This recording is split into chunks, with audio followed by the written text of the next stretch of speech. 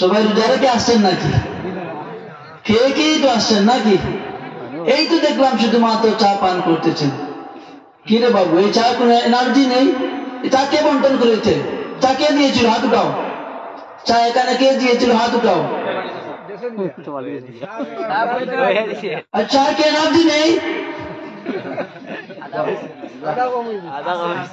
আদা কম। কমসে কম সালামের জবাবটা দেওয়ার মতো তো এনার্জি থাকার প্রয়োজন। আচ্ছা, আবার সালাম দেই, সালামের জবাব দেন সিংহের মতো উচ্চ কণ্ঠে সালামের জবাব একজন তরুণ যুবক যেমন ভাবে সে গর্জন দেয়, তদ্রূপ আপনারা সালামের জবাব দেন। আমি হচ্ছি তরুণ, আপনারা হচ্ছেন তরুণ।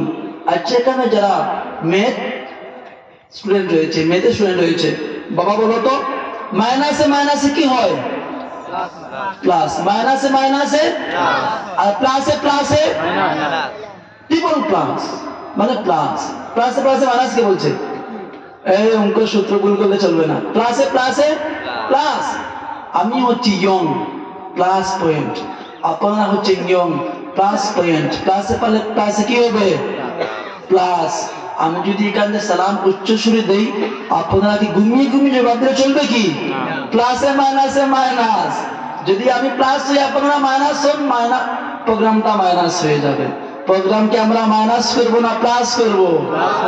আসসালামু আলাইকুম ওয়া রাহমাতুল্লাহি ওয়া বারাকাতুহু। ওয়া আলাইকুম সালাম ওয়া রাহমাতুল্লাহি ওয়া বারাকাতুহু।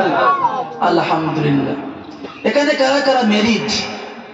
Are there how many people are married? Please raise your hand. MashaAllah, you can understand English language also. A lot of thanks every individual. সবাইকে অনেক অনেক ধন্যবাদ। যারা ম্যারিড হয়েছেন, রাত তো কোনো 10টা হয়নি, মনে মনে ভাবছেন কখন বাসায় চলে যাবেন। আচ্ছা, যদি আপনি একটু লেট করেই চলে যান, আমার চাচি আমার ভাবি যারা অপেক্ষা করছেন, তারা কি দরজা বন্ধ করে দেবে না আপনার জন্য অপেক্ষা করে খোলা রাখবে? খোলা রাখবে। তাহলে তো আর বয়ে নেই, প্রোগ্রাম চলবে দীর্ঘক্ষণ, চলবে তো ইনশাআল্লাহ। আমার প্রাণপ্রিয় বন্ধুরা, হাফিজি মাদ্রাসার প্রোগ্রাম সম্পর্কে আমি আলোচনা করব। হাফিজি মাদ্রাসার মধ্যে কি শিক্ষা দেওয়া হয় বলুন? আমার সঙ্গে কথা বলতে হবে। অনেক দূর থেকে এসেছি এই প্রোগ্রামের জন্য, যা কষ্ট করেছি, I don't have what to explain, বলার মতো শব্দ নেই। অনেক কষ্ট করে এসেছি মাদ্রাসার প্রোগ্রামে উপস্থিত হওয়ার জন্য। আমার সঙ্গে সবাই কথা বলতে হবে। কথা যদি না বলেন তাহলে বুঝতে পারবো না যে আমার কথা আপনি বুঝতে পারছেন কিনা। মাদ্রাসার মধ্যে কি শিক্ষা দেওয়া হয়? কোরআন শিক্ষা। বাড়িতে গিয়ে বলো কোরআন শিক্ষা দেওয়া হয়। মাদ্রাসার মধ্যে কি শিক্ষা দেওয়া হয়? কোরআনের প্রথম অক্ষরটা কি? প্রথম অক্ষরটা কি? কাফ। এটা কি কাফ না কাফ? ছোট বলো, লেহনে জড়ি করলে চলবে না, কাফ বলতে হবে।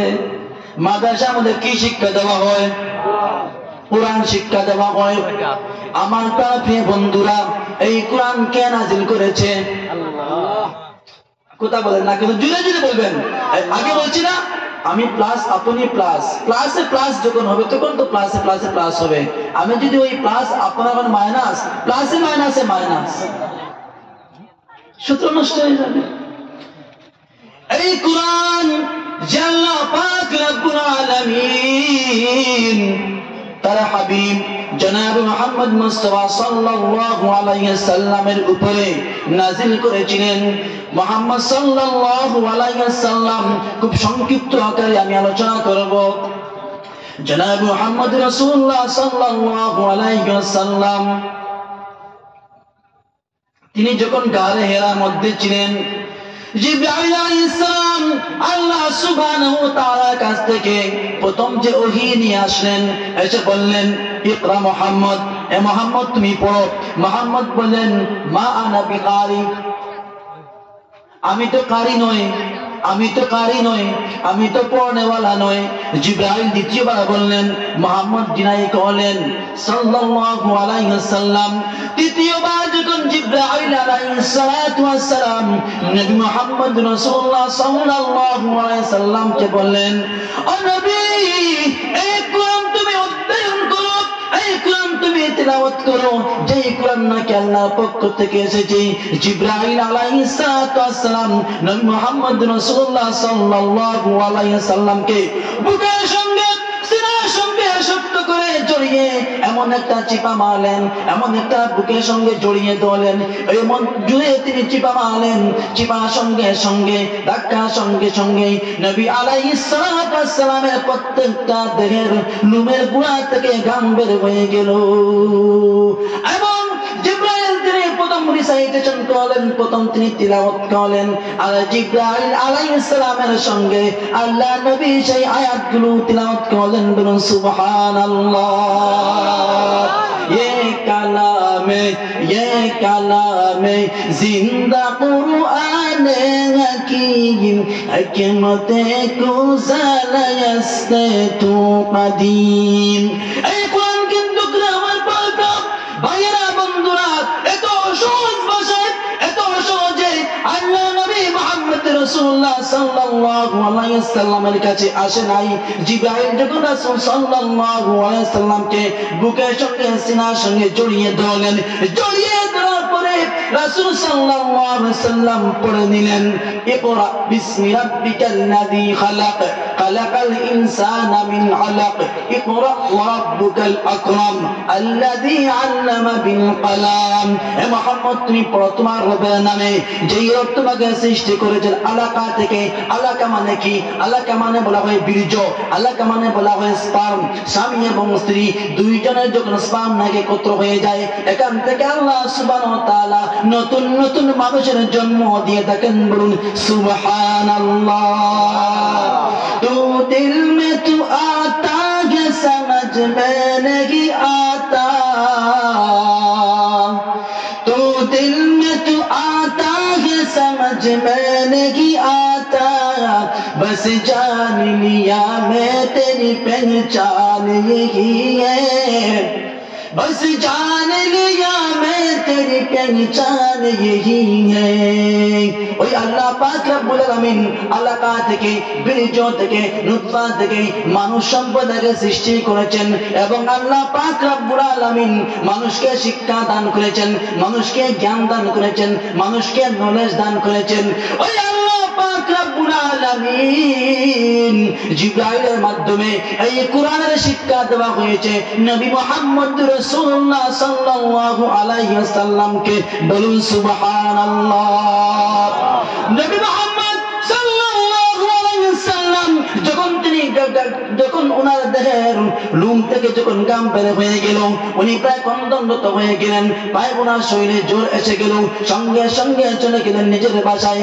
ওনার যে প্রথম স্ত্রী আম্মা জান খাদিজাতুল কুবরা রাদিয়াল্লাহু তাআলা আনহাকে ডেকে বলেন, রে খাদিজা জাম্মিলুনি জাম্মিলুনি ইয়া আইয়ুহাল মুজাম্মিল ইয়া আইয়ুহাল মুজাম্মিল। এখান থেকে এসেছে জাম্মিলুনি জাম্মিলুনি, আমাকে কম্বল দিয়ে আবরণ করে দাও, আমাকে লেহাফ দিয়ে আবরণ করে দাও, আমাকে ব্ল্যাঙ্কেট দিয়ে আবরণ করে দাও। ওই সময় আল্লাহ নবী ব্ল্যাঙ্কেটের কথা বলেননি, কম্বলের কথা। আল্লাহ রাসূল সাল্লাল্লাহু আলাইহি সাল্লাম জাম্মিলুনি জাম্মিলুনি, আমাকে রাজাই দিয়ে দেখে দাও, আমাকে কম্বল দিয়ে দেখে দাও, আমাকে লেহাফ দিয়ে দেখে দাও, আমাকে কাঁথা দিয়ে আমাকে দেখে দাও। খাদিজা আজকে আমার সঙ্গে যেমনটা ঘটেছে রে খাদিজা, এমনটা কিন্তু আমি বরদাস্ত করতে পারছি না, আমি তো যোগদান করতে পারছি না। খাদিজাতুল কুবরা রাদিয়াল্লাহু তাআলা আনহা আল্লাহ নবী সাল্লাল্লাহু আলাইহি সাল্লামকে শান্তি দিলেন, ও Muhammad be comfort, be peace, be happy, don't worry, I help you. Muhammad বইয়ের কোনো কারণ নেই, মুহাম্মদ তুমি বয়ে পেও না, আমি খাদিজা তোমার সঙ্গে আছে মুহাম্মদ, তুমি বয়ে পাওয়ার কোনো কারণ নেই। এই কোরআনের জ্ঞান যখন নাকি আল্লাহর হাবিব মুহাম্মদ আরবি সাল্লাল্লাহু আলাইহি সাল্লামের কাছে এসে গেল, তখন তোমাকে আল্লাহ পাক রব্বুল আলামিন সমস্ত পয়গম্বর তিনি নেতা লিডার বানিয়ে দিলেন। বলুন সুবহানাল্লাহ। আমাদের নবী হচ্ছেন সর্বশেষ নবী, আমাদের নবী হচ্ছেন সর্বশেষ নবী। ওনার পরে পৃথিবীর জমিনে কোনো নবী আসবে না, ওনার পরে পৃথিবীর জমিনে কোনো রাসূল আসবে না, তিনি হচ্ছেন সর্বশেষ নবী। यदा यदा हि धर्मस्य ग्रामीर्भवति भारत अभि उद्धानम धर्मस्य तदात्मनं सर्जय अहं परित्राणया साधूनां नूनम विनाशया सदुष्कृतम धर्म शास्त्रा प्रणार्थया संभूमि युगे युगे हिंदू भाईদের ধর্মগ্রন্থের একটা মন্ত্র বলছে এই মন্ত্রের বেঙ্গলি কি এই মন্ত্রের ট্রান্সলেশন কি এই মন্ত্রের অর্থ কি এই মন্ত্রের অর্থ হচ্ছে আল্লাহর পক্ষ থেকে ঈশ্বরের পক্ষ থেকে যে রিলিজন দেওয়া হয়েছে যেই ধর্ম মানব সম্প্রদায়কে দেওয়া হয়েছে এই ধর্ম যখন নষ্ট হয়ে যায় এই ধর্ম যখন বিলুপ্ত হয়ে যায় তখন আল্লাহ পাক রব্বুল আলামিন এই নষ্টকৃত ধর্মকে সঠিক রাস্তায় নিয়ে আসার জন্য গাইড দেওয়ার জন্য আল্লাহ পাক রব্বুল আলামিন যুগে যুগে নবী এবং রাসূলদেরকে তিনি প্রেরণ করে থাকেন বলুন সুবহানাল্লাহ এই মন্ত্র অনুযায়ী যেই সময় নাকি ঈসা আলাইহিস সালামের ধর্ম যখন বিলুপ্ত হয়ে গেল ঈসা পয়গম্বরের ধর্মের মধ্যে যখন খলল মলল শুরু হয়ে গেল প্রায় 50 প্লাস নষ্ট হয়ে গেল ওই সময় আল্লাহ পাক রব্বুল আলামিন তার হাবিব মুহাম্মদ আরবি সাল্লাল্লাহু আলাইহি সাল্লামকে এই পৃথিবীর মানুষকে নেতা হিসাবে শিক্ষক হিসাবে ইমামুল আম্বিয়া হিসাবে তিনি নাজিল করেছেন অবতীর্ণ করেছেন দান করেছেন বলুন সুবহানাল্লাহ নবী মুহাম্মদ আরবি সাল্লাল্লাহু আলাইহি সাল্লাম তিনি হচ্ছেন সর্বশেষ নবী হিন্দু ভাইদের ধর্মগ্রন্থের এই মন্ত্র অনুযায়ী চলো এখন আমাদের কোরআনে আসি কোরআনের মধ্যে আমরা আসি সূরা আহজাব 33 নম্বর সূরা 40 নম্বর আয়াতের মধ্যে আল্লাহ পাক বলেন মা কানা মুহাম্মাদুন আবা আহাদিন মির রিজালিকুম ওয়ালাকিন রাসূলুল্লাহি ওয়া খাতামান নাবিয়্যিন মুহাম্মদ তিনি তোমাদের মধ্যে থেকে কোন পুরুষের পিতা নয় তিনি হচ্ছেন সর্বশেষ নবী তিনি হচ্ছেন সর্বশেষ রাসূল ওনার পরে কোন নবী আসবে না ওনার পরে কোন রাসূল আসবে না আর এই যে কোরআন মুহাম্মদকে আমি দিয়েছি মুহাম্মদের উপর অবতীর্ণ করেছি এটা হচ্ছে সর্বশেষ কিতাব এই কিতাবের পরে কোনো কিতাব আসবে না মুহাম্মদের উপর কোন নবী আসবে না কোরআনের পরে কোনো কোরআন আসবে না কোরআনের পরে আল্লাহর পক্ষ থেকে আর কোনো পুস্তক আসবে না নবী মুহাম্মদ রাসূলুল্লাহ সাল্লাল্লাহু আলাইহি সাল্লাম তিনি হচ্ছেন সর্বশেষ নবী তার রিসালাত চলবে কিয়ামত পর্যন্ত আর কোরআনে কারীম হচ্ছে সর্বশেষ কিতাব এই কিতাব চলবে এই কিতাবের শরিয়া অনুযায়ী এই দিন ইলাহি এই জান্নাত ওয়া দিন এই দিন চলবে কিয়ামত পর্যন্ত এর মধ্যে কোনো নবী আসবে না এর মধ্যে কোনো রাসূল আসবে না বলুন সুবহানাল্লাহ আল্লাহ পাক রব্বুল আলামিন নবী মুহাম্মদ রাসূলুল্লাহ সাল্লাল্লাহু আলাইহি সাল্লামকে এত সম্মান দিয়েছেন এত ইজ্জত দিয়েছেন এত উনার শান শৌকত রেসপন্সিবিলিটি এত বৃদ্ধি করে দিয়েছেন আল্লাহ নবী জনাব মুহাম্মদ আরবি সাল্লাল্লাহু আলাইহি সাল্লাম বলেন মুসা নবী আগে জান্নাতে যাইতে পারবে না দাউদ পয়গম্বর আগে জান্নাতে যাইতে পারবে না ঈসা রূহুল্লাহ আগে জান্নাতে যাইতে পারবে না ইসমাঈল জবিহুল্লাহ আগে জান্নাতে যাইতে পারবে না মুসা কলিমুল্লাহ আগে জান্নাতে যাইতে পারবে না শুআয়ব পয়গম্বর আগে জান্নাতে যাইতে পারবে না লূত আলাইহিস সালাম উনি আগে জান্নাতে যাইতে পারবে না দাউদ পয়গম্বর আগে জান্নাতে যাইতে পারবে না আল্লাহ পাক রব্বুল আলামিন তার জান্নাতকে আল্লাহ পাক রব্বুল আলামিন তিনি অবজারভেশন করবেন আল্লাহ পাক রব্বুল আলামিন তার জান্নাতের দরওয়াজা খুলে দিবেন আর সর্বপ্রথম মেহমান হিসেবে আল্লাহ পাক রব্বুল আলামিন যাকে আহ্বান করবেন ডেকে নেবেন তিনি হচ্ছেন মুহাম্মদ রাসূলুল্লাহ সাল্লাল্লাহু আলাইহি ওয়াসাল্লাম ইমামুল আউয়ালিন আল আখিরিন বাহর সাদকা রাহমাতাল লিল আলামিন সাইয়্যিদুল কাউনাইন খাতমুল মুরসালিন আখির মাদবুদ ফখরুল আউয়ালিন শুধু ওজুদ রাহমাতাল লিল আলামিন মসজিদে বসে আমার জমিন আমাদের ইমামকে আমাদের রাসূল সমস্ত পয়গম্বরদের ইমাম হচ্ছেন আমাদের রাসূল এবং এই রাসূলের সাহাবায়ে কিরাম রিজওয়ানুল্লাহ তাআলা আজমাইন আল্লাহ রাসূল সাল্লাল্লাহু আলাইহি ওয়াসাল্লামের কাছ থেকে এই ইলমে ইলাহি তারা গ্রহণ করেছিল। ইলমে ইলাহি, ইলম মানে হচ্ছে জ্ঞান, ইলম মানে হচ্ছে নলেজ। ইলাহি দিয়ে আল্লাহকে বোঝানো হয়েছে ইলমে ইলাহি, মুজাফ মুজাফ ইলাইহি, ইলমে ইলাহি, ইলাহির জ্ঞান, আল্লাহর দেওয়া জ্ঞান। বলুন সুবহানাল্লাহ।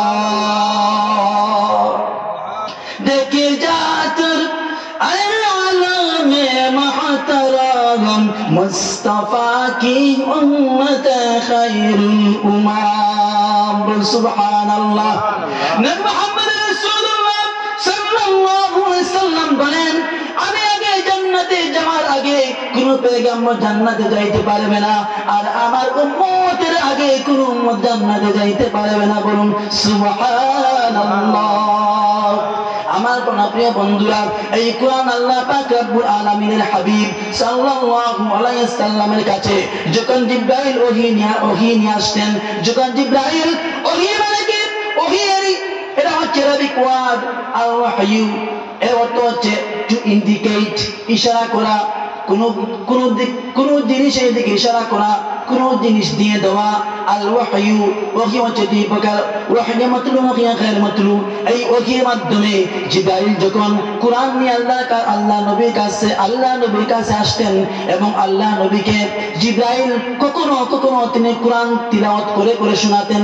আল্লাহ রাসূল কোরআন শুনতেন, আর কোরআন শোনার সঙ্গে সঙ্গে উনার জিহ্বাকে, উনার ঠোঁটকে, জিহ্বাকে খুব দ্রুত তাড়াতাড়ি সঞ্চালন করতেন, যাতে করে জিবরাইল যেমন ভাবে আল্লাহ রাসূলকে কোরআন তিলাওয়াত করে শোনাচ্ছেন, তদ্রূপ ভাবে কবি করার জন্য জিবরাইল যেইভাবে ঠোঁট নাড়াতেন, জিবরাইল যেইভাবে জিহ্বা নাড়াতেন, আল্লাহ রাসূল তদ্রূপ ভাবে ঠোঁট নাড়িয়ে, জিহ্বা নাড়িয়ে সঙ্গে সঙ্গে কোরআনের কালামকে তিনি সিনার মধ্যে গেঁথে নিতেন। সুবহানাল্লাহ। যখন নাকি এই দৃশ্য আল্লাহ পাক রব্বুল আলামিন তার আরশ থেকে যখন তিনি অবজারভেশন করেন, দেখতে পেলেন, দেখার সঙ্গে সঙ্গে আল্লাহ পাকের হাবিবের কাছে আবার তিনি ইনফরমেশন পেতে দিলেন, লা তুহাররিক বিহি লিসানাকা লিতাজালা বিহি। এ মুহাম্মদ, এই কোরআনকে মুখস্থ করার জন্য, এই কোরআনকে তোমার সিনার মধ্যে প্রোটেক্ট করার জন্য, সেভ করার জন্য, সংরক্ষণ করার জন্য তোমার জিহ্বাকে এত তাড়াতাড়ি দ্রুত সঞ্চালন করার প্রয়োজন নেই। তুমি আমার জিবরাইলের সঙ্গে একটিবার পড়ে যাও, শুনে যাও, গোটা কোরআনকে আমি তুমি মুহাম্মদের সিনার মধ্যে আমি সংরক্ষণ করে দিব। বলুন সুবহানাল্লাহ। লাকাদ ইয়াসসারনাল কুরআনা লিযিকর ফাহাল মিন মুদ্দাকির। সূরার নাম সূরা কমর, 14 নম্বর সূরা, 17 নম্বর আয়াতের মধ্যে আল্লাহ পাক 17 নম্বর আয়াতে আল্লাহ পাক বলছেন, 22 নম্বর আয়াতে আল্লাহ পাক বলছেন, 32 নম্বর আয়াতে আল্লাহ পাক বলছেন, 40 নম্বর আয়াতে আল্লাহ পাক বলছেন। সূরা কমর 14 নম্বর সূরা, একটি সূরার মধ্যে 4টি বার একটি আয়াত এসেছে। আল্লাহ পাক বলেন, লাকাদ ইয়াসসারনাল কুরআনা লিযিকর ফাহাল মিন মুদ্দাকির।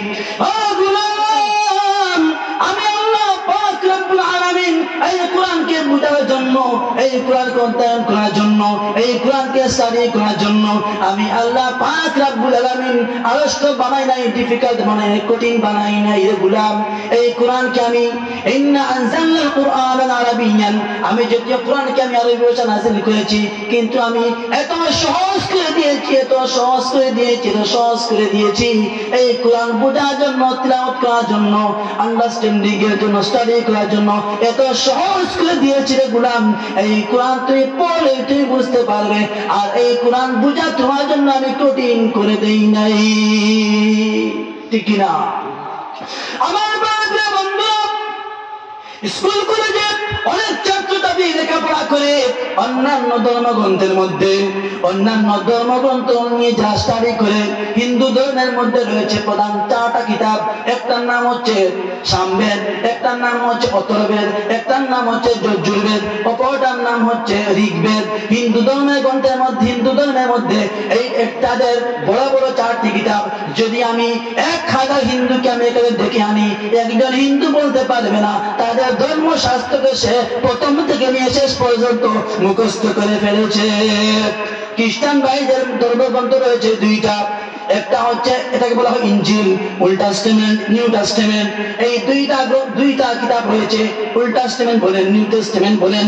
যদি আমি এখানে 5000 খ্রিস্টান ভাইদেরকে ইনভাইটেশন দিয়ে এখানে হাজির করি এবং তাদেরকে বলি, হে আমার খ্রিস্টান ভাই তুমি দাঁড়িয়ে যাও এবং দেখি তুমি এই যে ইনজিলের ওল্ড টেস্টামেন্ট, নিউ টেস্টামেন্ট দুটা থেকে যে কোনো একটা বই প্রথম থেকে নিয়ে শেষ পর্যন্ত শোনাও, শেষ সরি বলে এখান থেকে চলে যাবে।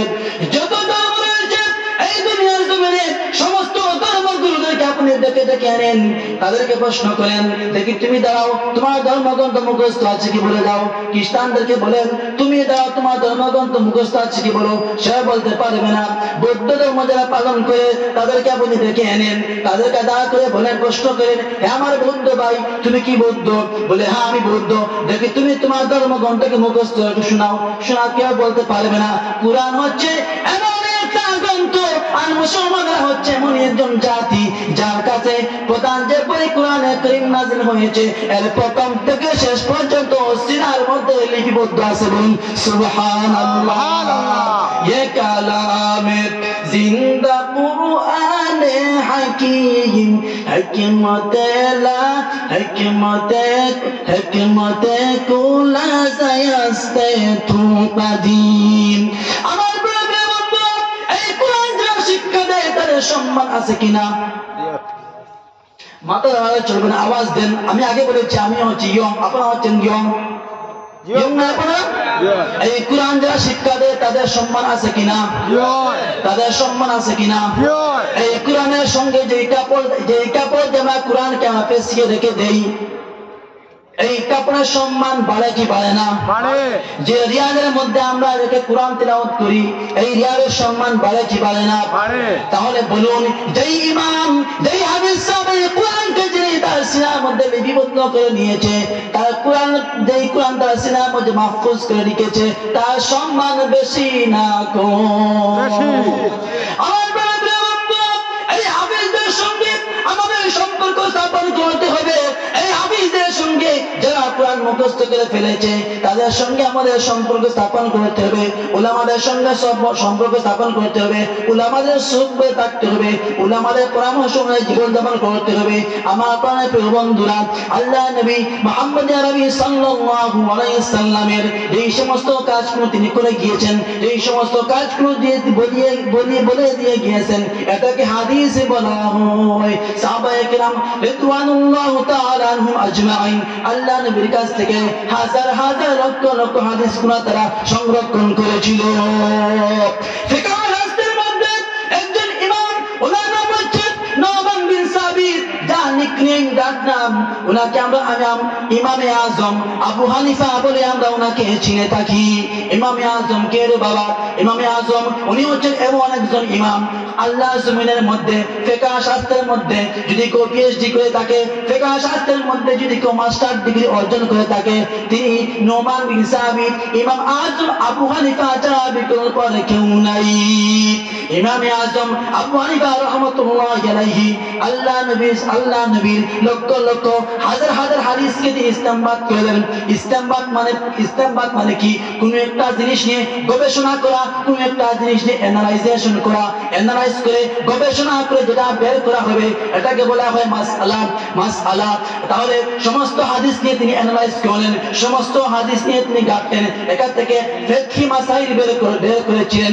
এর মধ্যে সবচেয়ে প্রধান যার স্থান তিনি হচ্ছেন ইমামে আজম আবু হানিফা রাহমাতুল্লাহি আলাইহি। বলুন সুবহানাল্লাহ। ইমামে আজম আল্লাহ নবীর হাদিস থেকে তিনি অধ্যয়ন করে তিনি এটা আমাদেরকে ফতোয়া জারি করে দিলেন। আল্লাহ পাক রব্বুল আলামিন কোরআনে কারীমের মধ্যে বলেন, সূরা আরাফ 7 নম্বর সূরা 7 নম্বর অধ্যায় 204 নম্বর আয়াতে আল্লাহ পাক বলেন, ইযা কুরিআল কুরআন ফাসতামিউ লাহু ওয়া আনসিতু লাআল্লাকুম তুরহামুন। যখন কোরআন তিলাওয়াত করা হবে, যখন কোরআন অধ্যয়ন করা হবে, যখন কোরআনের তাফসীর করা হবে, যখন কোরআনের ব্যাখ্যা করা হবে, তখন তোমরা চুপ হয়ে যাও, তখন তোমরা খামোশ হয়ে যাও এবং লিসেন প্রপারলি মনোযোগ দিয়ে তোমরা শুনো।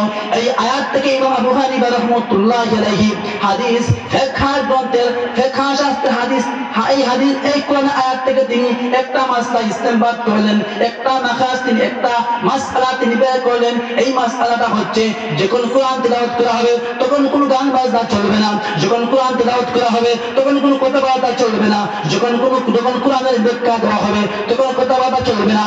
ইমাম যখন ফজরের নামাজ আরম্ভ করবে, ইমাম যখন নামাজের মধ্যে কোরআন পাঠ করবে, কোরআন তেলাওয়াত করবে, মুক্তাদি যারা হবে, মুসল্লিগুন যারা পিছনে দাঁড়িয়ে থাকবে, তাদের কখনো আর কোরআন তেলাওয়াত করতে হবে না। বলুন সুবহানাল্লাহ।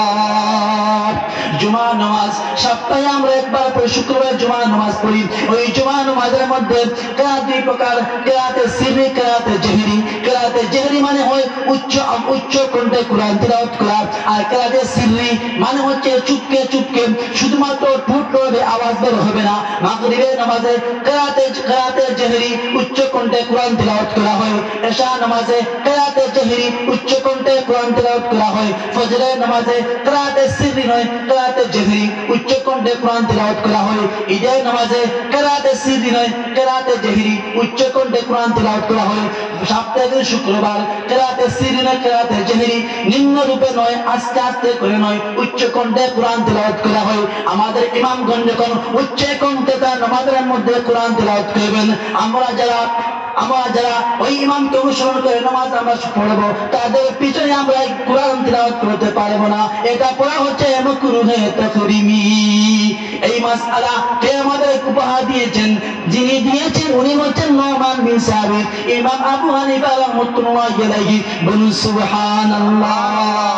লাকাদ জানাল বিলাদা ওয়া মান আলাইহা ইমামুল মুসলিমিন আবু হানিফা।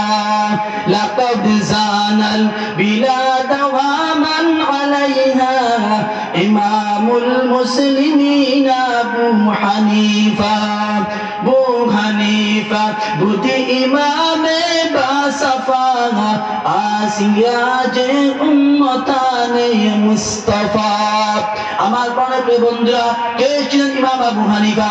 ইমাম আবু হানিফা উনি এমন একজন ব্যক্তিত্বের মালিক ছিলেন, যেমন করে এই পৃথিবীর মধ্যে একটা সূর্যই যথেষ্ট। একটা সূর্য পৃথিবীর সমস্ত মানুষকে পথ চলার আলো দিশা দেখাতে পারে। ইমাম আবু হানিফা তিনি হচ্ছেন এই ওয়ার্ল্ডের মধ্যে একটা সূর্য। তিনি ফিকহ শাস্ত্রের মধ্যে তিনি সূর্য বলে সম্বোধন করা হয়। বলুন সুবহানাল্লাহ। আমার প্রিয় বন্ধুরা, ইমাম আবু হানিফা আল্লাহ রাসূল সাল্লাল্লাহু আলাইহি ওয়াসাল্লামের হাদিসকে মেরাজ করেছেন, হাদিসকে স্টাডি করেছেন। ফিকহ শাস্ত্রের মধ্যে তিনি অনেক একজন পণ্ডিত ছিলেন। তার পণ্ডিতদের বাহাদুরিকে বিলুপ্ত করে দেওয়ার জন্য এই জমিনে দ্বিতীয় কোন লোক ওনার বয়সে এখনো পর্যন্ত আসেনি। বলুন সুবহানাল্লাহ। আমার প্রিয় বন্ধুরা, আমি বলতেছিলাম এই কোরআনের কথা। এই কোরআনকে বোঝার জন্য আল্লাহ পাক রব্বুল আলামিন সহজ করে দিয়েছেন, কঠিন করেন নাই। আল্লাহ পাক রব্বুল আলামিন ইজি করে দিয়েছেন, ডিফিকাল্ট করেন নাই। এই কোরআনকে আমরা পড়বো, এই কোরআনকে আমরা শুধুমাত্র কাপড়ের মধ্যে পেঁচিয়ে আমরা কোন একটা রিয়ালের মধ্যে রেখে সন্দুকে আমরা বলে রাখবো না। বর্তমান সমাজে কোরআনকে আমরা একটা সন্দুকের মধ্যে রেখে দিয়েছি। কোরআনকে আমরা কাপড় দিয়ে পেঁচিয়ে, বস্তনি দিয়ে পেঁচিয়ে রিয়ালের মধ্যে রেখে দেই। ওই কোরআনকে আমরা ব্যবহার করি জাহাজ দেওয়ার জন্য। হুজুর, আমার একটা মেয়ে রয়েছে, কথা বলে না, আমার বিবি বাচ্চা হয় না, আমি আপনার আমাকে একটু জারাপুক করে দেন। আমরা গ্লাসে একটু জল দিলাম, মোল্লা গোষ্ঠী যারা আছি আমরা কোরআন দিয়ে কিছু আয়াত পাঠ করলাম, এখানে আমি 2-3 বার ফু মেরে দিয়ে দিলাম। কোরআনকে আমরা রেখে দিয়েছি জারাপুক করার জন্য। অনেক লোক আসেন, হুজুর আমার ছেলে বড় কান্না করে, রাতের বেলা আমি ঘুমাতে পারি না, আমার বউ ঘুমাতে পারে না, আমি ঘুমাতে পারি না, আপনি আমাকে একটু ফু দিয়ে দেন। মোল্লা গোষ্ঠীরা কোরআন থেকে 2-3 আয়াত পড়ে এখানে ফু দিয়ে দেয়, তুমি চলে যাও। এই ফু দেওয়ার জন্য কোরআনকে আল্লাহ পাক রব্বুল আলামিন এই জমিনে নাযিল করেন দেননি। মোল্লা গোষ্ঠীরা অনেকে কোরআন থেকে তাবিজ লেগে দিয়ে দেয়। এই তাবিজ লেখার জন্য কোরআনে কারীমকে নাযিল করা হয়নি। এই তাবিজের জন্য আল্লাহ পাক কোরআনে কারীমকে দেননি। আমার প্রশ্ন হলো, তাহলে আল্লাহ পাক রব্বুল আলামিন কোরআনকে কেন দিলেন? কি বা তার কর্ম, কি বা তার পরিচয়? আল্লাহ পাক রব্বুল আলামিন কোরআনে কারীমকে যখন রাসূল সাল্লাল্লাহু আলাইহি ওয়াসাল্লামের উপর নাযিল করেছিলেন, নাযিল করার সঙ্গে সঙ্গে নবী মুহাম্মদকে তিনি বললেন, সূরা ইব্রাহিম 14 নম্বর সূরা 14 নম্বর অধ্যায় 1 নাম্বার রুকু, 1 নাম্বার আয়াত, আলিফ লাম রা কিতাবুন আনজালনাহু ইলাইক লিতুখরিজান নাস মিনাজ যুলুমাতি ইলান নূর। এ মুহাম্মদ, আমি একটা কিতাব তোমাকে গিফট করেছি। এ মুহাম্মদ, আমি তোমাকে একটা কিতাব দিয়েছি। আবুল কাসিম, নবী মুহাম্মদ সাল্লাল্লাহু আলাইহি সাল্লামের একটা ডাক নাম ছিল আবুল কাসিম। আবুল কাসিম রাসূল সাল্লাল্লাহু আলাইহি সাল্লামের 4 জন পুত্র ছিল, সবাই মরে যায়। তার থেকে একজনের নাম হচ্ছে কাসিম, আবুল কাসিম। এর অর্থ হচ্ছে কাসিমের বাবা। যখন কাসিমের জন্ম হয়ে যায়, যখন মক্কার পাড়ার লোকেরা, মদিনার লোকেরা রাসূল সাল্লাল্লাহু আলাইহি সাল্লামকে আবুল কাসিম, কাসিমের বাবা বলে ডাকতো। আল্লাহ পাক বলেন, আবুল কাসিম, আমি তোমাকে একটা কিতাব দিয়েছি। এ আল্লাহ পাক রব্বুল আলামিন, তুমি আমাকে কেন কিতাব দিয়েছো? আল্লাহ পাক রব্বুল আলামিন বলেন, আমি এই কোরআন দিয়েছি তোমাকে তাবিজ দেওয়ার জন্য নয়, চাপুক দেওয়ার জন্য নয়। আজকে আমাদের সমাজে যখন মানুষ মরে যায়, 40 করা হয়, 10 করা যায়, ফুলপান করা হয়। যখন মানুষ মরে যায়, তার 4 দিনের সময় কোরআন খানি করা হয়, 40 দিন পরে কোরআন খানি করা হয়। এটা বৈধ নয়, এটা হারাম, এটা হারাম, এটা হারাম। মোল্লা গোষ্ঠীরা আমরা এটাকে জায়েজ বানিয়ে নিয়েছি। এটা জায়েজ নয়, এটা ঠিক নয়, এটা ঠিক নয়, এটা জায়েজ নয়, এটা হচ্ছে হারাম। মৃত ব্যক্তি সে কবরে চলে গিয়েছে, তার জন্য আমরা কি করতে পারি? হাত উঠে দোয়া করতে পারি। তার জন্য কি করতে পারি? আমরা তার জন্য আমরা গরিব মিসকিনদেরকে আমরা খাওয়াতে পারি। এতে কোনো সমস্যা নেই। আমরা 40 বানিয়ে নিয়ে এলাম, 10 বানিয়ে নিয়ে নিলাম। আমার বাবা মরেছে, আমি হাফিজদেরকে ডেকে আনলাম, বললাম, বাবা তুমি পুরো 5 পারা, তুমি পুরো 5 পারা। একটা খতম হয়ে গেল, তুমি নাও 500 টাকা, তুমি নাও 500 টাকা, তুমি নাও 500 টাকা, 2000 টাকা নিয়ে চলে গেলাম। আমরা খতম হয়ে গেল। এই সবটা রুহের উপরে পৌঁছে যাবে। এটা হচ্ছে ভুল ধারণা। এর মধ্যে আমাদের অনেক ভ্রান্ত আকীদাকে আমরা সরাতে হবে। আমার প্রিয় বন্ধুরা, এজন্য কোরআন কারীমকে নাযিল করা হয়নি। আল্লাহ পাক রব্বুল আলামিন তার হাবিব সাল্লাল্লাহু আলাইহি সাল্লামকে বললেন, এ মুহাম্মদ আবুল কাসিম, লিতুখরিজান নাস মিনাজ যুলুমাতি ইলান নূর। যুলুমাত মানে অন্ধকার, নূর মানে হচ্ছে আলো। তাহলে কোন আলোর কথা, কোন অন্ধকারের কথা আল্লাহ পাক বলেছেন? আল্লাহ পাক বলেছেন, লিতুখরিজান নাস মিনাজ যুলুমাতি ইলান নূর। অন্ধকার হইতে লোকদেরকে আলোর দিকে নিয়ে আসার জন্য আমি তোমার কাছে আমি কিতাব দান করেছি। অন্ধকার মানে কি? আলো মানে কি? অন্ধকার মানে হচ্ছে এই সমাজের মধ্যে চুরি থাকবে, এই সমাজের মধ্যে বদমাশি থাকবে, এই সমাজের মধ্যে লুচ্চামি থাকবে, এই সমাজের মধ্যে মাদক থাকবে, এই সমাজের মধ্যে ড্রিঙ্কিং থাকবে, এই সমাজের মধ্যে সুদ থাকবে, এই সমাজের মধ্যে জিনা থাকবে, এই সমাজের মধ্যে পরকীয়া থাকবে, এই সমাজের মধ্যে মানুষ শিরক করবে, এই সমাজের মধ্যে মানুষ আল্লাহকে বিশ্বাস করবে না, এই সমাজের মধ্যে মানুষ নবীকে বিশ্বাস করবে না, এই সমাজের মধ্যে মানুষ গান বাজনা করবে। এটাকে বলা হয় অন্ধকার জাতি, এটাকে বলা হয় অন্ধকার সমাজ। ওই অন্ধকার সমাজ হইতে লোকদেরকে আলোর দিকে নিয়ে আসতে হবে। আলো মানে কি? আলো হচ্ছে এমন একটি সমাজ, যেই সমাজের মধ্যে ইনসাফ থাকবে, এই সমাজের মধ্যে চুরি থাকবে না, এই সমাজের মধ্যে বদমাশি থাকবে না, এই সমাজের মধ্যে দর্শন থাকবে না, এই সমাজের মধ্যে শিরকিয়ত থাকবে না, এই সমাজের মধ্যে গায়রুল্লাহকে পূজা করা যাবে না, এই সমাজের মধ্যে মাজারে গিয়ে সিজদা করা যাবে না। এটা হচ্ছে আলোর সমাজ। যে সমাজের মধ্যে আপনার একটা মেয়ে রাত 10টায় যদি সে বের হয়ে যায়, এখান থেকে বের হয়ে গেল, শিলটায় গিয়ে সে পৌঁছাতে পারবে, কোন ছেলে মেয়ের গায়ে হাত দিতে পারবে না। আপনার স্ত্রী, আপনি ও শিলটা রেখে এসেছেন, আপনি বাসায় ফিরে এসেছেন, আপনার স্ত্রী সে মনে করেন শিলটারে আছে, শিলটার থেকে রাত 2টার সময় একা বাসায় ফিরে আসতে চায়, আপনার স্ত্রী শিলটার থেকে একা একা বাসায় ফিরে আসবে, কোন পুরুষ আপনার স্ত্রীর গায়ে হাত দিতে পারবে না। এটা হচ্ছে আলোর সমাজ। আল্লাহ পাক রব্বুল আলামিন তার নবী মুহাম্মদ সাল্লাল্লাহু আলাইহি সাল্লামকে বলেন, এ মুহাম্মদ, এই অন্ধকার সমাজের লোকদেরকে অন্ধকার হইতে আলোর দিকে আমি নিয়ে আসার জন্য এই কোরআনকে আমি তোমার কাছে অবতীর্ণ করেছি। বলুন সুবহানাল্লাহ। আমার প্রিয় বন্ধুরা, এই ভুল কথাকে আমাদেরকে সরাতে হবে যে আমরা টাকা দিয়ে, আমরা পয়সা দিয়ে খতমে খানি করাই, খতমে কোরআন করাই। আমার প্রিয় বন্ধুরা, এই খতম তাইতে যদি আপনার যদি মা মারা যায়, আপনার বাবা মারা যায়, মোল্লা গোষ্ঠীর দোয়া আমার দোয়া কবুল হতেও পারে, নাও হতে পারে, ইয়াহইয়া সাহেবের দোয়া কবুল হতেও পারে, নাও হতে পারে, অন্যান্য উলামাদের দোয়া কবুল হতেও পারে, নাও হতে পারে। যদি আপনার বাবা মারা যান, আপনার বাবার জন্য আপনি দোয়া করবেন, সন্তানের দোয়া আল্লাহ ফিরিয়ে দেয় না। যদি আপনার মা মারা যান অথবা বাবা মারা যান, মোল্লা গোষ্ঠীদেরকে আপনি দাওয়াত করার আগে আপনি আপনার মায়ের জন্য আপনি দোয়া করবেন, বাবার জন্য আপনি দোয়া করবেন। আপনার দোয়া হচ্ছে মোল্লা গোষ্ঠী দোয়া চাইতে উত্তম। বলুন সুবহানাল্লাহ। এখানে মোল্লা গোষ্ঠী আমরা যারা আছি, আমি নিজেও একজন মাদ্রাসার ছাত্র, আমার কথার মধ্যে ভুল হতে পারে, আপনার ডিনাই করবেন না, গ্রহণ অন্যদিকে নিয়ে যাবেন না, আমার কথাগুলো কাট করে মিডিয়া ভাইরা অন্যদিকে নিয়ে যাবে না। কিন্তু আমি আবার বলেছি, যদি আপনার মা মারা যায়, আপনার বাবা মারা যায়, আমি মোল্লা গোষ্ঠী, আমি মৌলানা যদি তোমার মায়ের জন্য দোয়া করি, তোমার বাবার জন্য দোয়া করি, আমার দোয়া কবুল হতেও পারে, নাও হতে পারে। যদি আপনি আপনার মা এবং বাবার জন্য দোয়া করেন, আপনার দোয়া আল্লাহ কখনো ফিরিয়ে দেবে না। এই জন্য আল্লাহ পাক রব্বুল আলামিন তার হাবিব মুহাম্মদ নবী সাল্লাল্লাহু আলাইহি ওয়াসাল্লামকে বলেন, এ মুহাম্মদ লিতুখরিজান নাসা মিনাত যুলুমাতি ইলান নূর, এই কোরআনকে আমি তোমার উপর নাযিল করেছি যাতে করে অন্ধকার হইতে নূর থেকে আলোর দিকে নিয়ে আসার জন্য। বলুন সুবহানাল্লাহ। सूरज ने दिया अपने शुआ उनका ये पैगाम, सूरज ने दिया अपने शुआ उनको ये पैगाम, दुनिया अजब चीज है कभी सुबह कभी शाम, ये दुनिया अजब चीज है कभी सुबह कभी शाम, दुनिया में जो दुनिया का तलबगार नहीं हो, दुनिया में जो दुनिया का तलबगार नहीं हो, बाजार से गुजर हो तो खरीदार नहीं हो, बाजार से गुजर हो तो खरीदार नहीं हो, उल्फत में बराबर हो वफा हो के जफा हो, उल्फत में बराबर हो वफा हो के जफा हो, हर चीज में लज्जत है अगर दिल में मजा हो, हर चीज में लज्जत है अगर दिल में मजा हो। যদি আমার মন মানসিকতা থাকে ভালো, যদি আপনার মন মানসিকতা থাকে ভালো, আপনার মন হবে ভালো, এই কোরআনকে আপনি পড়ার চেষ্টা করবেন, এই কোরআনকে আপনি বোঝার চেষ্টা করবেন।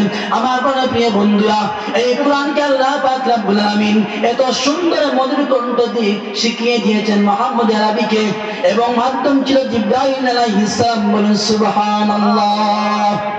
এই কোরআন এত মধুর ছিল, তার কণ্ঠের মধ্যে এত মধুর ছিল, এত মধুর ছিল, যখন নাকি মিশরে কারি আব্দুল বাসিত উনি যখন ওনার সেই মধুর কণ্ঠে কোরআন তিলাওয়াত করে, তখন আমরা হেরাতরা শুরু করে দেই। এত সুন্দর কণ্ঠ, এত সুন্দর কণ্ঠ, এত সুন্দর কণ্ঠ। কাবা শরীফের যতজন ইমাম রয়েছেন তাদের মধ্যে একজন ইমাম রয়েছেন, ওনার নাম হচ্ছে সুদাইস, ডক্টর সুদাইস হাফিজাহুল্লাহ। উনি যখন কোরআন তিলাওয়াত করেন, উনি যখন কোরআন তিলাওয়াত করেন, এই তারাবি নামাজে যখন তিনি কোরআন তিলাওয়াত করেন, গোটা ওয়ার্ল্ডের মানুষ ওনার কোরআন তিলাওয়াত শুনে আল্লাহ পাক রব্বুল আলামিন এত মিষ্টি এবং মধুর দিয়েছেন তার কণ্ঠের মধ্যে। আমি একটা কথা বলতে চাই, ওমর বিন খাত্তাব, উমর বিন খাত্তাব যখন সে মুসলমান হয় নাই, আল্লাহ নবী সাল্লাল্লাহু আলাইহি সাল্লাম কোরআনের দাওয়াত দিতেন, এই কোরআনের দিকে আহ্বান করতেন, ইলমে ইলাহির জ্ঞান দিতেন। এই সময় লোকেরা বলতো, লা তাসমাউ লিহাযাল কুরআন ওয়ালগাউ ফীহি লাআল্লাকুম তাগলিবুন। আবু জেহেল, উতবা, সাইবা যারা দিনকে ভালোবাসতো না, আল্লাহর দেওয়া বিধানকে যারা ভালোবাসতো না, কোরআনকে যারা ভালোবাসতো না, নবীকে যারা ভালোবাসতো না, তারা বলতো লা তাসমাউ লিহাযাল কুরআন, এই কোরআনকে শোনা যাবে না, এই কোরআনের প্রোগ্রামে যাওয়া যাবে না, এই কোরআনের ব্যাখ্যা যেখানে দেওয়া হয় সেখানে যাওয়া যাবে না, এগুলা থেকে তোমরা বিরত থাকো, তখন তোমরা কামিয়াব হয়ে যাবে, তখন তোমরা মুফলিহ হয়ে যাবে, তখন তোমরা ফায়েজ ইয়াফতা হয়ে যাবে। মক্কা মদিনার মধ্যে একটা কনফারেন্স হলো, ওই কনফারেন্সের মধ্যে তারা সিদ্ধান্ত নিল, এই আবু জেহেল, উতবা, সাইবা এই সমস্ত লিডাররা ছিল, ওমর বিন খাত্তাব ওই সে মুসলমান হন নাই, উনি এখানের মধ্যে ছিলেন, এবং তারা কনফারেন্স হলো। ওই কনফারেন্সের মধ্যে তারা সিদ্ধান্ত নেয় যে সিদ্ধান্ত নেওয়ার পরে তারা বলল, এই কনফারেন্সের মধ্যে এমন আল্লাহর বান্দা আছে যে দাঁড়াতে পারবে, মুহাম্মদকে শেষ করতে পারবে, এই কোরআনের বাণীকে আমরা বন্ধ করে দেব, এই কোরআনের তাফসীর চলবে না, এই কোরআনের প্রোগ্রাম চলবে না, এই কোরআনের রিসাইটেশন চলবে না, তোমরা কি আছে মুহাম্মদকে শেষ করে দিতে। ওমর বিন খাত্তাব লাফ মারিয়ে দাঁড়া হয়ে গেল এবং বলল, আমি উমর পারবো নবী মুহাম্মদকে দুনিয়া থেকে শেষ করে দিতে। বলুন নাউযুবিল্লাহ। আর যে বলো নাউজুবিল্লাহ। রাসূল সাল্লাল্লাহু আলাইহি সাল্লাম যখন তিনি ওনার এই দাওয়াত যখন ঘুরে ঘুরে তিনি পৌঁছাচ্ছেন কোরআনের দাওয়াত, এই সময় তারা এদিকে সিদ্ধান্ত নেয় এবং রাসূল সাল্লাল্লাহু আলাইহি সাল্লামের এই দাওয়াতকে বন্ধ করে দেওয়ার জন্য তারা সব ধরনের সমস্ত পরিকাঠামো ষড়যন্ত্র তারা করে ফেলে, কোনটাই সাকসেস হয়নি। আল্লাহ রাসূল সাল্লাল্লাহু আলাইহি সাল্লামের বিপক্ষে যখন ওমর বিন খাত্তাব দাঁড়িয়ে গেল, আল্লাহর হাবিব সাল্লাল্লাহু আলাইহি সাল্লাম আল্লাহকে দোয়া করলেন, আল্লাহুম্মা আ'ইজ্জাল ইসলাম বিহাব্বাইনি হাদাইনি রাজুলাইন ওমর বিন খাত্তাব আও আবু জাহল বিন হিশাম। ও আল্লাহ, তাহাজ্জুদের মধ্যে আল্লাহ নবী নামাজের মধ্যে তিনি দোয়া করলেন, ও মালিক, দুইজন থেকে একজনকে আপনি দিনের জন্য কবুল করে নাও। হয়তোবা ওমর বিন খাত্তাব, খাত্তাবের ছেলে উমর, আবু জাহল বিন হিশাম, হিশামের ছেলে আবু জাহল, আবু জাহল অথবা উমর, দুইজন থেকে একজনকে আপনি দিনের জন্য কবুল করে নাও। আল্লাহ নবী তাহাজ্জুদের সময় তিনি দোয়া করলেন। এক নাম্বার। দুই নাম্বার কথা হচ্ছে, ওমর যখন নাকি লম্বা একটা আতর বাড়ি নিয়ে ওই কনফারেন্সের মধ্যে যে কমিটমেন্ট করেছিল যে মোহাম্মদকে আমি শেষ করে দিব, হাতে লম্বা করে বাড়ি নিয়ে ছুটে চললো, আইনা মোহাম্মদ, মোহাম্মদ কোথায়, আই উইল কিল হিম, আমি তাকে হত্যা করে ফেলবো, আমি তাকে হত্যা করে ফেলবো, এমন তার তরবারি নিয়ে ছুটে চলেছিল আল্লাহ নবীকে হত্যা করার জন্য। অন্যদিকে এক সময় আল্লাহ নবী মুহাম্মদ আরবি সাল্লাল্লাহু আলাইহি সাল্লাম এশা নামাজে মসজিদে নববীতে তিনি সূরা হাক্কা তিলাওয়াত করে করে তিনি এশা নামাজ আদায় করতেছিলেন। বলুন সুবহানাল্লাহ। ওমর মনে মনে কমিটমেন্ট করেছে যে আমি মুহাম্মদকে বিশ্বাস করে দেব, আমি শেষ করে দেব মুহাম্মদকে। কিন্তু আল্লাহ রাসূল সাল্লাল্লাহু আলাইহি ওয়াসাল্লাম মসজিদে নববীতে এশা নামাজ আদায় করেছেন এবং সূরা হাক্কা তিনি তিলাওয়াত করেছেন। ওমর মনে মনে ভাবে, এত মিষ্টি, এত সুস্বাদু, এত suitable, I never seen this beautiful rhetorical language what Muhammad reciting. Omar মনে ভাবলো এত সুন্দর চমৎকার কণ্ঠে মুহাম্মদ কি তিলাওয়াত করেছে, কি পাঠ করেছে, এটা তো আমি কখনো শুনিনি। ওমর মনে ভাবলো আর একটু শুনি। যখন উমর কিছুক্ষণ শুনলো তখন উমর মনে মনে ভাবলো, মনে হয় যে মুহাম্মদ কোন ফাঁকে দিয়ে কবি হয়ে গেছে। যদি কবি না হয় তাহলে এত সুন্দর করে করে পাঠ করে কি করে? আচ্ছা বলুন, এই কোরআন যখন কোন সুদাইস হাফিজাহুল্লাহ তিলাওয়াত করেন, কারি আহমদ বিন ইউসুফ হাফিজাহুল্লাহ তিলাওয়াত করেন, কারি আব্দুল বাসিত তিলাওয়াত করেন, তখন তো আমরা হাসি উল্লাসের তাকবীরের ধ্বনিতে সবাই দাঁড়িয়ে যাই, ঠিক কিনা? তাহলে এই কোরআন যেই নবী মুহাম্মদ আরবি সাল্লাল্লাহু আলাইহি সাল্লামের উপর নাযিল হয়েছে, স্বয়ং সেই ব্যক্তি যদি কোরআন তিলাওয়াত করেন, এর কণ্ঠ কেমন হবে? কেমন হবে এর কণ্ঠ? এক্সাম্পল দেওয়া যায়, ব্যাখ্যা দেওয়া যায়, এটা বলে বোঝানোর মতো ভাষা নেই। I don't have what to explain and make you understand. তোমাদেরকে বোঝানোর মতো ভালোবাসা কি বোঝানো যায় বাপ? ভালোবাসা বোঝানো যায় না। যে ভালোবাসে আশিক এবং মাসুক তারা বুঝে ভালোবাসার মজা, এগুলা ভাষা দিয়ে কোথায় লিখে বোঝানো যায় না। তাহলে যে ব্যক্তির কাছে স্বয়ং কোরআন নাযিল হয়েছে, অবতীর্ণ হয়েছে, সেই ব্যক্তি যদি তার সেই মনোনীত মধুর কণ্ঠ দিয়ে কোরআন তেলাওয়াত করে, তাহলে মনকে কি কন্ট্রোল করা যাবে? যাবে না।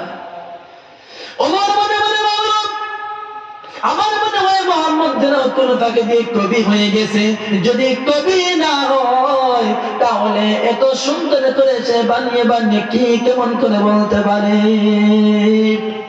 এই কথা ওমর বিন খাত্তাব যখন তার মনে মনে ভাবলো, সঙ্গে সঙ্গে আল্লাহ নবী নামাজের মধ্যে তিলাওয়াত করলেন, ওমা হুয়া বিকাউলি শাইর কালিলাম মা তুমিনুন।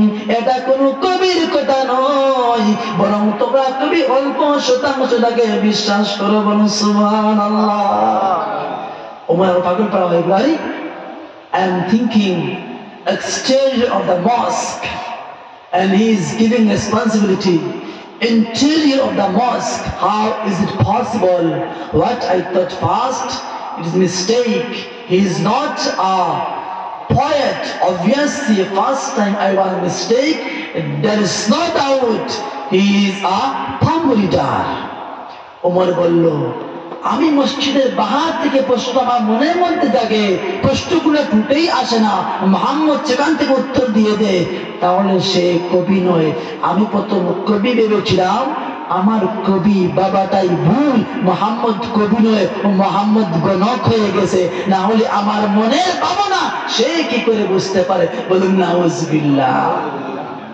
যখন মনে মনে ভাবলো মোহাম্মদ গণক, মোহাম্মদ কবি নয়, গণক হয়ে গেছে, আল্লাহ নবী জবান দিয়ে তিনি আবার তিলাওয়াত করলেন, জবান থেকে বের হয়ে গেল, ওয়ালা বিকাউলি কাহিন কালিলাম মা তাযাক্কারুন। এটা কোনো গণকের কথা নয়, এটা কোনো কবির কথা নয়, এটা হচ্ছে কি কবির কথা নয়, গণকের কথা নয়, কথাটা কি, কিসের কথা? উমর পাগল পাড়া হয়ে গেল। আমি মনে মনে ভাবলাম কবি, মোহাম্মদ মসজিদ থেকে বলে কবির কথা নয়, মনে মনে ভাবলো গণক, সেখান থেকে বলে গণকের কথা নয়, কার কথা? দ্বিতীয় নাম্বার ও জবাব আল্লাহ নবী জবান থেকে বের হয়ে গেল, তানজিলুম মির রাব্বিল আলামিন। প্রত্যেকে বলুন, তানজিলুম মির রাব্বিল আলামিন।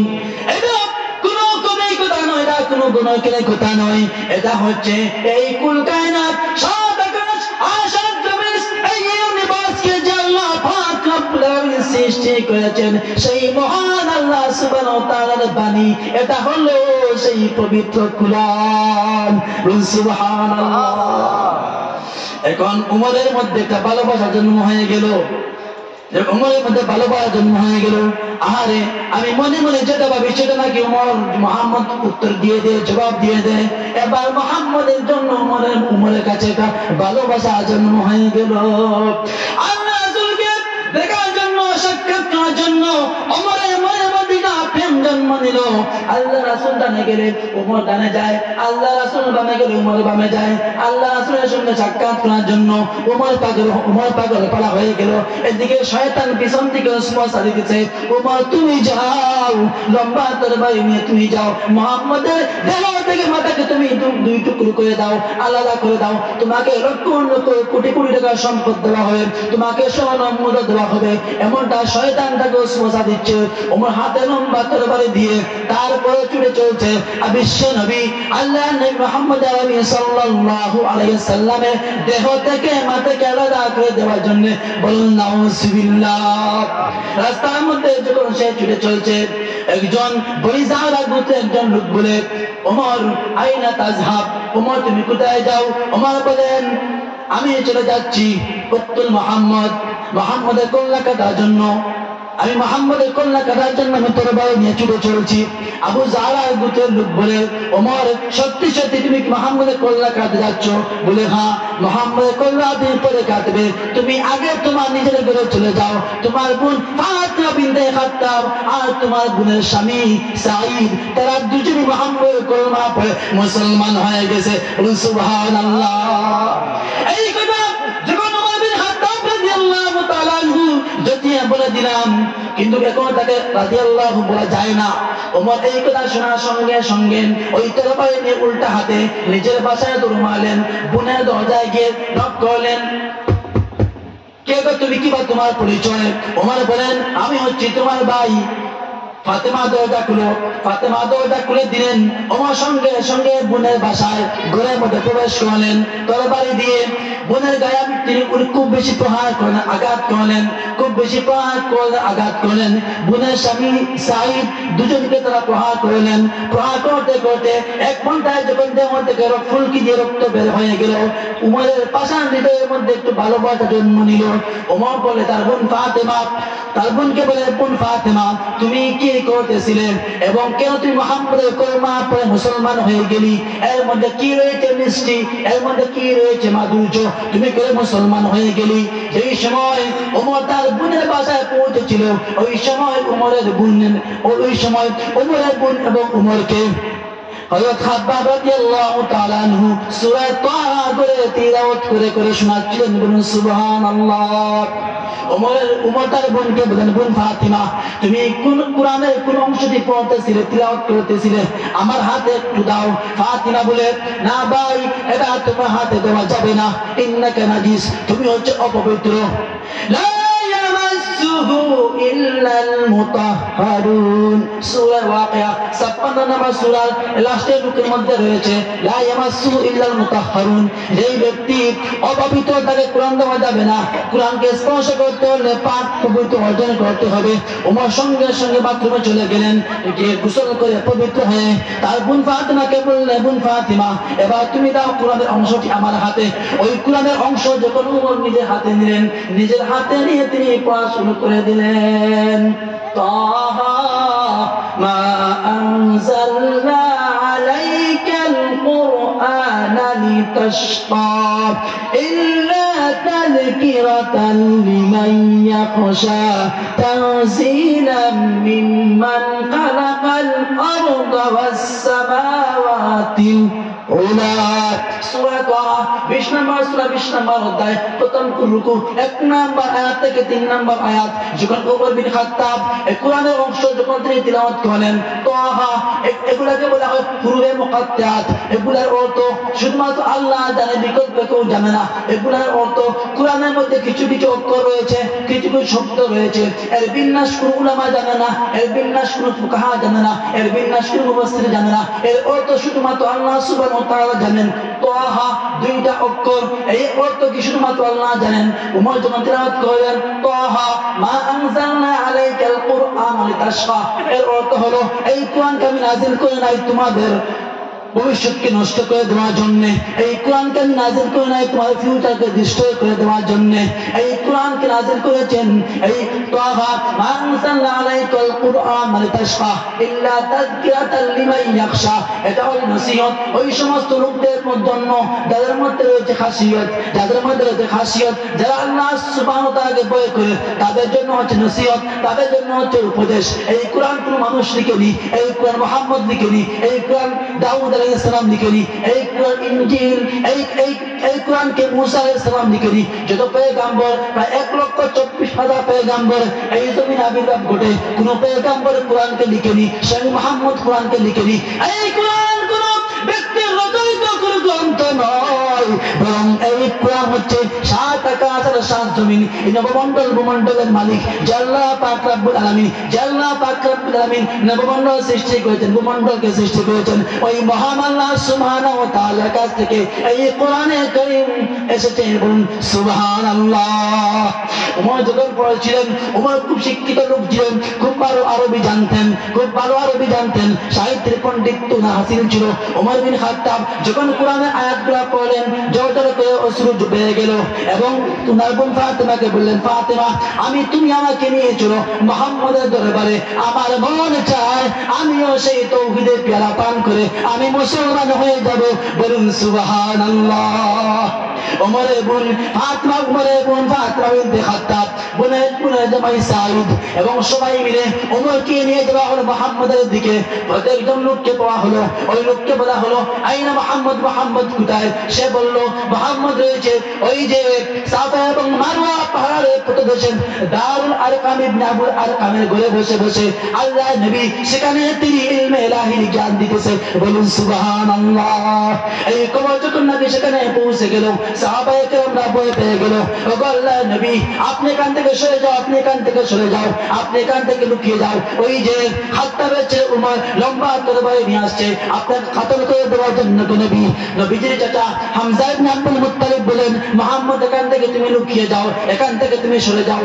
আল্লাহ নবী বলেন, ওগো আমার চাচা হামজা, আপনি আপনাকে এখানে সরাবেন না। সাহাবায়ে কেরাম, তোমরা উমরকে আটকাও না, তোমরা উমরকে বাধা দিও না। কিছুদিনই পড়বে তাহাজ্জুদের সময়, তাহাজ্জুদের নামাজে আমি দোয়ার মধ্যে আমি আল্লাহর কাছে নামাজের মধ্যে আমি দোয়া করেছিলাম, আল্লাহকে বলেছিলাম, ওগো আল্লাহ, আল্লাহুম্মা আইযাল ইসলাম বিহাব্বাইনি হাযাইনি রাজুলাইন ওমর বিন খাত্তাব ও আবু জাহল বিন হিশাম। ও আল্লাহ পাক রব্বুল আলামিন, মক্কা শহরের মধ্যে আমার দুইজন হচ্ছে প্রধান শত্রু শত্রু, একজন হচ্ছে ওমর, অপরজন হচ্ছে আবু জেহেল। আল্লাহ, আপনি এই দুইজন থেকে একজনকে আপনি আমার বন্ধু বানিয়ে দেন, এই দুইজন থেকে একজনকে আপনি ইসলামের জন্য কবুল করে নেন। আমার মনে হয় ওই যে তাহাজ্জুদের নামাজের সময় আমি মুহাম্মদ আল্লাহর কাছে আমি কেঁদে কেঁদে দোয়া করেছিলাম, আমার মনে হয় ওই দোয়াগুলো আজকে কাজে রূপান্তরিত হতে চলছে। বলুন সুবহানাল্লাহ। ওমর সঙ্গে সঙ্গে আল্লাহ নবীর কাছে হাজির হয়ে গেলেন এবং আল্লাহ নবী ওমরকে পড়িয়ে দিলেন, লা ইলাহা ইল্লাল্লাহ মুহাম্মাদুর রাসূলুল্লাহ। কালিমার ভিতর লুকিয়ে থাকে যে মনমুতি, কালিমার ভিতর লুকিয়ে থাকে যে মনমুতি, কলমা শাহাদাতে আছে আল্লাহর জ্যোতি, কলমা শাহাদাতে আছে আল্লাহর জ্যোতি। এই কলমা শাহাদাত যারা পাঠ করে দিবে, এই কলমা শাহাদাত এর মতলব, এর মিনিং, এর এক্সপ্লেনেশন যাদের অন্তরে ঢুকে যাবে তাদেরকে আল্লাহ সুবহানাহু ওয়া তাআলা জান্নাত উপহার দিবেন। বলুন সুবহানাল্লাহ। আমার প্রিয় বন্ধুরা, এই কোরআনের কারিমকে যে মুখস্থ করে তাকে হাফিজ বলা হয়। হাফিজ এটা হচ্ছে অ্যারাবিক সেন্টেন্স, এর ইংলিশ হচ্ছে the person who recited the full Quran, the person who protected the full Quran, the person who saved the full Quran। এমন একজন ব্যক্তি যে কোরআনকে মুখস্থ করেছে, এমন একজন ব্যক্তি যে কোরআনকে তার সিনার মধ্যে সংরক্ষণ করেছে, এমন একজন ব্যক্তি যে কোরআনকে তার সিনার মধ্যে মাহফুজ করে রেখে দিয়েছে, তাকে হাফিজ বলা হয়। ওই হাফিজের সম্মান কতটুকু, ওই হাফিজের মর্যাদা কতটুকু হাদিসের মধ্যে এসেছে। কারণ কিয়ামতের দিন সূর্য যখন মাথার উপরে চলে আসবেন, মা বাবাকে চিনবে না, বাবা মাকে চিনবে না, ভাই বন্ধুকে চিনবে না, বন্ধু ভাইকে চিনবে না, মানুষ একাকার হয়ে যাবে। বোন ভাইকে চিনবে না, বোন বোনকে চিনবে না, বন্ধু বন্ধুকে চিনবে না, সবাই একাকার হয়ে যাবে। মানুষের কোনো সুপারিশ করানো থাকবে না, মানুষ একাকার হয়ে যাবে। মানুষের টেনশন লুটিয়ে পড়বে, আমি কেমন করে বাঁচবো, আমি কেমন করে বাঁচবো, আমি এই কঠিন সময়ে কেমন করে বাঁচবো। ওই সময়ের মধ্যে যারা হাফিজে কোরআন তাদেরকে আল্লাহ পাক রব্বুল আলামিন বলেন, এর তাকি তুমি তিলাওয়াত করো, উত্তর তিলাওয়াত করো, উত্তর তিলাওয়াত করো, উপর দিকে উঠো, তিলাওয়াত করো, উপর দিকে উঠো। তোমার স্থান হলো যেখানে তোমার তিলাওয়াত শেষ হবে, এখানে হলো তোমার শেষ স্থান। বলুন সুবহানাল্লাহ। হাদিস তিলাওয়াত করলাম না, সময়ের দিকে সংকীর্ণ, সেজন্য আমার প্রিয় বন্ধুরা, ওই হাফিজের তুমি কি বাবা হতে চাও না?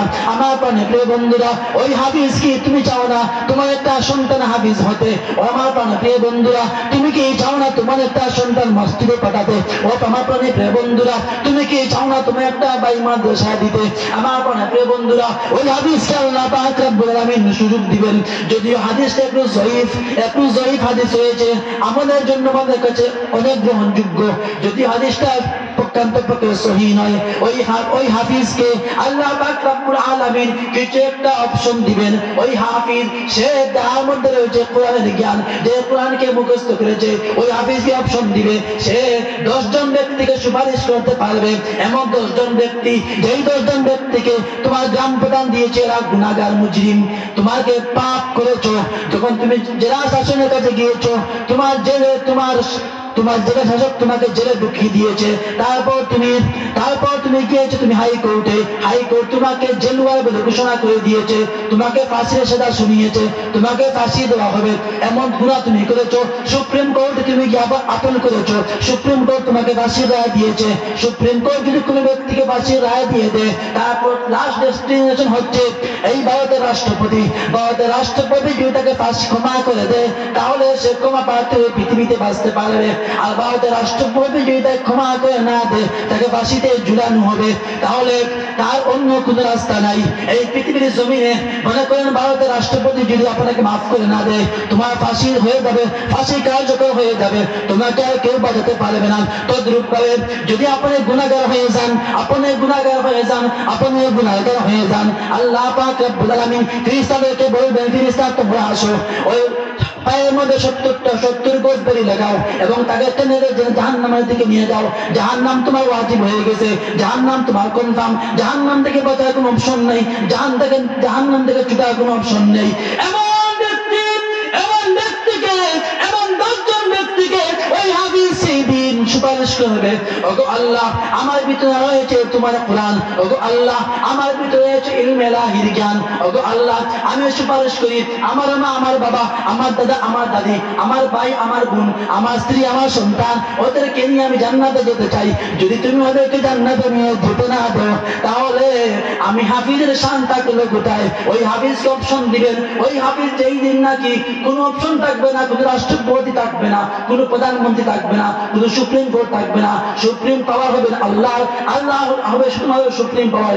এদের হুকম ইল্লা বিল্লাহ, হুকুম চলবে আল্লাহর, এই জমিন হুকুম চলবে, আর সৃষ্টিকর্তা যে তার হুকুম চলবে, আল্লাহর হুকুম ছাড়া যেই দিন কোনো হুকুম চলবে না। এমন মুসলিম গান্ধীর স্বীকৃতি পাওয়া মুসলিম কেউ হাফিজে কোরআন, তার থেকে 10 জন ব্যক্তিকে সে তার সুপারিশের মাধ্যমে জান্নাতে নিয়ে যেতে পারবে। বলুন সুবহানাল্লাহ। আমার প্রাণের প্রিয় বন্ধুরা, তুমি কি চাও না তোমার ছেলেকে মাদ্রাসায় পাঠাতে? আমার প্রাণের প্রিয় বন্ধুরা, তুমি কি চাও না তোমার সন্তানকে মাদ্রাসায় পাঠাতে? অবশ্যই সন্তানকে মাদ্রাসায় পাঠাবে, সন্তানকে হাফিজ বানাও, সন্তানকে হাফিজ বানাও, সন্তানকে আলিম বানাও। যদি আজকে সন্তানকে হাফিজ বানাতে পারো, কাল কিয়ামতের দিন তোমাকে নূরে তাজ চুল পরানো হবে, তোমাকে নূরে মুকুট পরানো হবে, তোমার দারবান দেওয়া হবে, সম্মান দেওয়া হবে। ওই সম্মান দুনিয়ার কুসম্মানের সঙ্গে টক্কর খাবে না রে ভাই, ওই সম্মানটা হয় মহান সম্মান। ওই সম্মান যদি তুমি চাইতে চাও, তাহলে কালে কিয়ামতের দিন যদি তুমি চাও ওই সম্মানে সম্মানিত হবে, অবশ্যই তুমি তোমার সন্তানীদেরকে, অবশ্যই তুমি তোমার সন্তানী যদি নাই পারো, তোমার সন্তানকে অবশ্যই হাফিজ বানাবে। বানাবে ইনশাআল্লাহ। কারা কারা হাফিজ বানাবে হাত তুলে দেখাও। কে কে হাফিজের বাবা হতে চাও? আমি হাফিজের বাবা হতে চাই। কে কে চাও হাফিজের বাবা হতে? এই লোকগুলা কিছুই ভাষা বুঝতে পারে না। তোমরা কি হাফিজের বাবা হতে চাও?